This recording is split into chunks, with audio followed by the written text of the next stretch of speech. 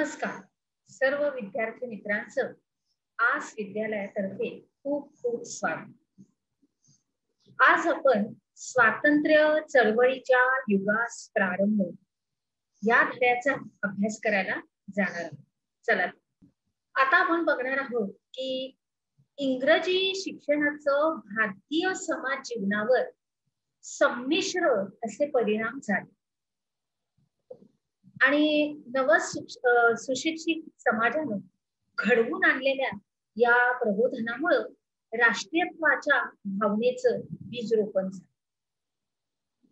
आज आपण पाहतोच आहे की आपल्या या आधुनिक काळामध्ये सुद्धा इंग्रजीचं महत्व खूप आहे आणि भारताच्या विविध भागातल्या चळवळीमुळे वेगवेगळ्या प्रांतातल्या राजकीय संस्थांचं असं एकसूत्रीकरण करणं आणि राजकीय दृष्ट्या जागृत असलेल्या विविध गटांना आणि व्यक्तींना एकत्र आणणं आणि राष्ट्रांच्या हिताच्या प्रश्नाकडे सगळ्या लोकांचं लक्ष वेधून राष्ट्रांच्या आकांक्षा प्रगट करणं यासाठी एक अखिल भारतीय स्तरावरील संघटना उभी करण्यासाठी अनुकूल परिस्थिती अशी ही निर्माण झाली.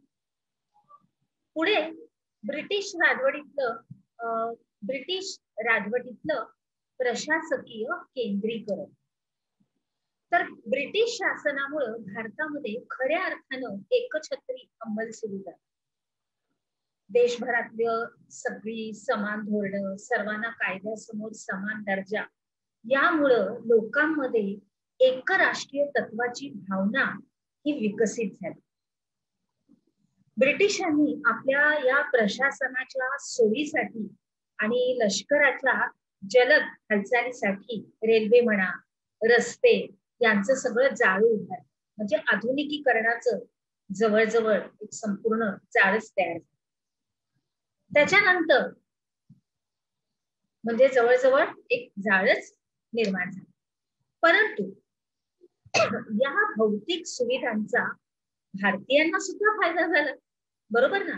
आणि मग भारताच्या ह्या विविध प्रांतातल्या लोकांचा परस्पराशी अधिक संबंध आता आला आणि मग त्यांच्यामधले जे संवाद हे वाढले आणि राष्ट्रभावना वाढीला लागली, बरोबर. पुढे जाऊ. आर्थिक शोषण.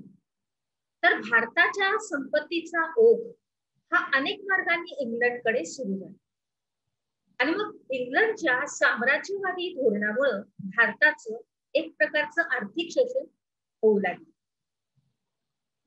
शेतकऱ्यांना सक्तीनं नगदी पिकं घ्यावंच लावायची. शेतकऱ्यांचं